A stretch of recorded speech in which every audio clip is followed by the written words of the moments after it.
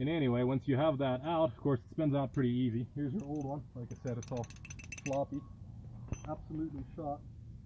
And then let's see if I can get a piece of paper towel here somewhere on my fingers. So it doesn't hurt to put another layer of grease on here. Just, I would probably just coat it pretty good in there with grease, and then grab your new one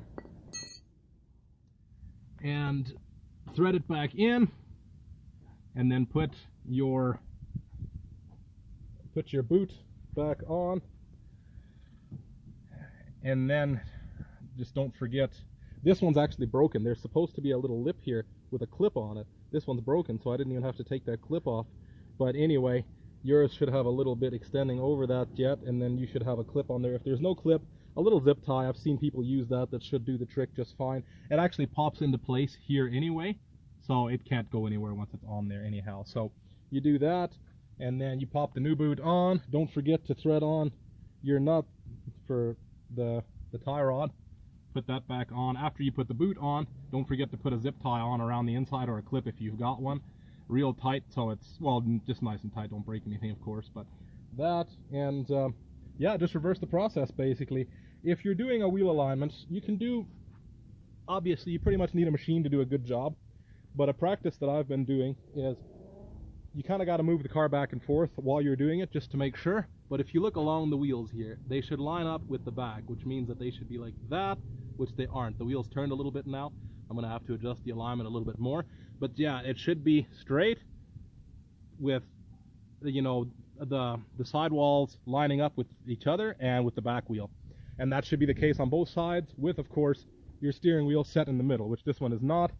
But you want to make sure it's dead set in the middle. Move the car back and forth to confirm, and that should give you a fairly close wheel alignment. Of course, the adjustments would be on here to adjust your wheel alignment. Obviously, your tie rod threads on here after you put your nut on, and all you do is you can put, I think it's whatever size this is, a 15 millimeter, I believe.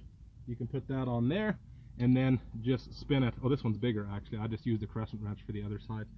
But you just put crescent wrench on and spin it. It would be this way to tighten it to bring the wheel in, and the other way to bring it out. And then, like I say, you just line it up with the rear wheel. This one's pretty rusty. But anyway, that should be it. Like I say, you just reverse it.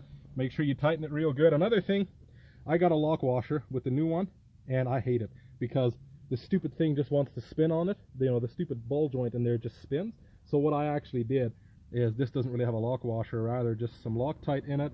I put some grease on it, and I actually spun it on. Just tighten the heck out of it. It should never ever come off. Obviously, I'm not making any guarantees or anything. I mean, hopefully it doesn't come off, right? But yeah, that makes it easier than having to try to find a way to hold that one tight. So I just use the old one. Like I said, thread it on. Once you got your alignment set where you want it, of course you tighten this nut up against your tie rod like that, real tight, and you're finished.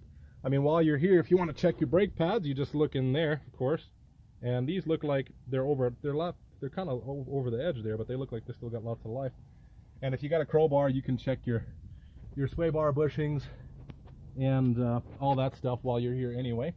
This one's going in for inspection, so I got to do all that. But anyway, I hope this video helps somebody, and may God bless you.